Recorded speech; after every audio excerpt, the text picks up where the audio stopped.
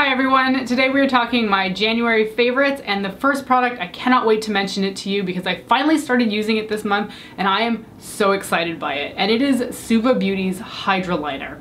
This is the shade Scrunchy and I got it at ebates in Toronto, whenever that was. Was it September, October, something like that? And I hadn't pulled it out until this month, which I feel slightly ashamed by. But man, is this ever a lot of fun. So this is a Hydra Liner, which means that it is totally dry. You cannot get pigment off on it if you try, unless you add some sort of liquid to it. I've only ever used this with water so far to use it as a liner on my eyes, and man, it is beautiful. So when I look at this color, I honestly see quite a bit of red in it. I think it's the closest you can get to being an actual neon red without it being so much of a hot pink. I know when most people look at this color, they do tend to see more pink than they do red, but for me, this is kind of like the pinnacle of a fluorescent or neon red, because if you think about it, that shade doesn't really exist. You have like your neon pink, yellow, green, and sometimes a blue. There's not a whole lot of red. So for me, this is, in my opinion, a neon red, and I just think it's absolutely glorious.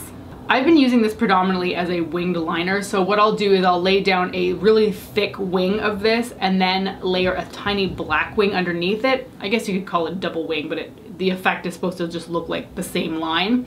And that's been looking really, really pretty. It is a little bit crumbly with water. I feel like it cracks a little bit around the curves of my eyes.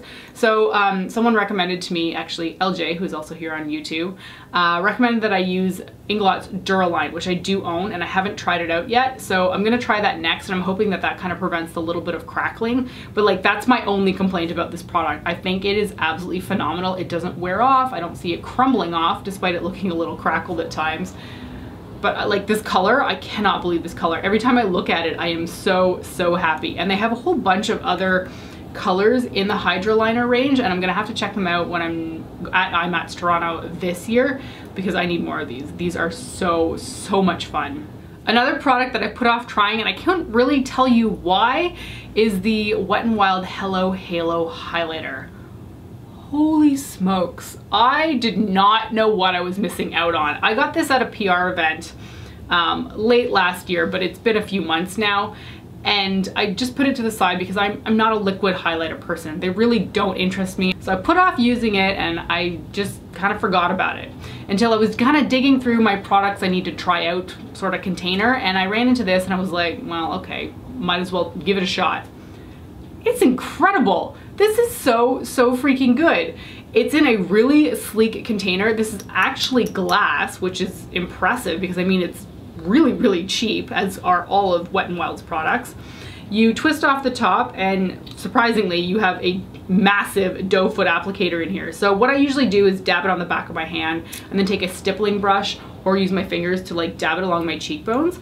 And the highlighting effect is absolutely incredible. This is so luminous, so beautiful. The shade I have here is Halo Goodbye, and it is perfect. It's a little bit pinky toned, which does work for me.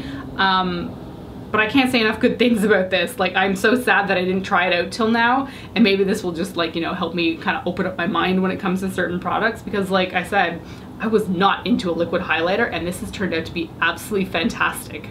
The next two items center around false lashes, and the one thing I have to mention straight off the bat is how much I have fallen in love with the Tarte lashes. So this is the container that they come in. This is not the pair that I'm wearing right now because these ones are still in the box, but I am wearing the Center of Attention lashes. I just wanted to bring out the box so you know what to look for if you happen to be at Sephora. These are so good, and they are not that expensive either. Canadian, they're only 16 bucks at Sephora.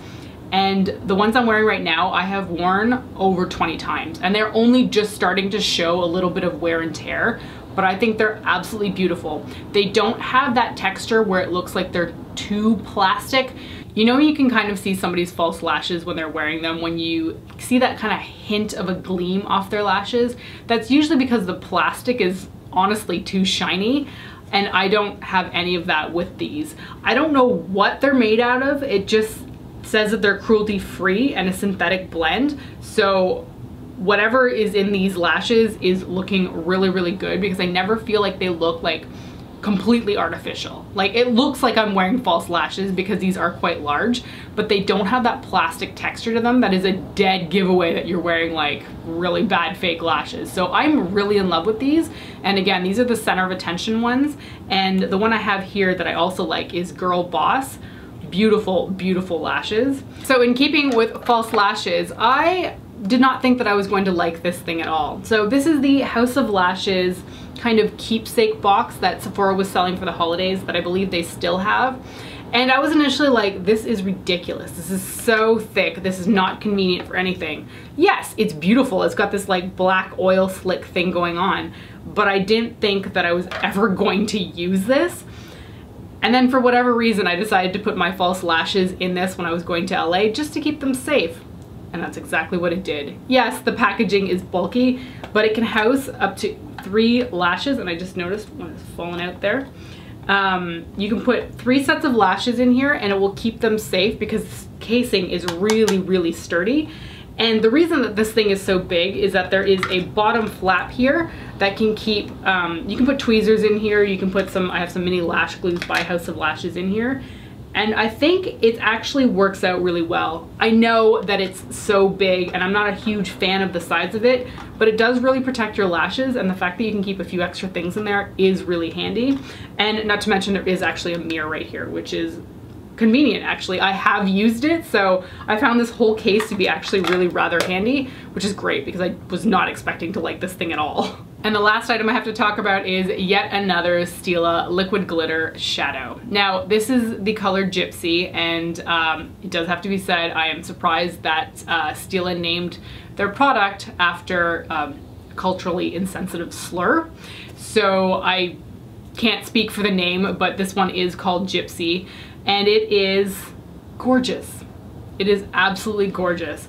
Now this one has what I would almost call like an oyster color to it. It is purple, but there's like blue, silver, and gray tones in it. It goes on absolutely beautifully. And this is listed as part of their glitter and glow range. It's not listed as a shimmer and glow, which is more of a shimmer as opposed to a glitter. But I don't feel like this one has chunks of glitter in it like the Diamond Dust shade does or the Kitten Karma does. This is a little bit more subtle, and I feel like the glitter particles are really, really ground down so that they're not as chunky. So if you didn't want something as in your face, you would potentially like the texture of this one a little bit more. That being said, I do wish that there was more glitter in it because I love the glitter aspect of them. Anyway, my gripes about the lack of glitter aside, I think this is one of the most beautiful ones that I have by them. The color is just transformative when you put it on your eyes. Now, I just looked on Sephora's app to make sure that it was available, and it does say that it's limited edition, which is surprising to me because they came out with a whole bunch of new shades, and I didn't think that this was limited edition because I don't think the other ones are. So I don't know if this is getting pulled because of the name or if it really is just limited edition, but if you are interested in this color and you're worried about not being able to get your hands on it in the future, I would get it now because you don't know how long it's gonna last. I generally put these all over my lid, and this one has worked out really, really well with any kind of cool tone powder eyeshadow that I would put in the outer corner to help like blend it out and make it a more like comprehensive eye look. And every single time I've just been so pleased with how well it's come out. I've done purple, I've done like a gunmetal kind of green that is on the cooler side of things. I've done pink, a little bit of blue. Every single time it is beautiful. So that's gonna be it for my January favorites video. And looking around, I think that, oh, aside from the Tarte lashes, which I've been using for several months now, everything else was like brand new to me this month, and I was just like kind of astonished with how good these items were. So that's gonna wrap it up for this video. Thank you so much for watching, and I will catch you next time. Bye.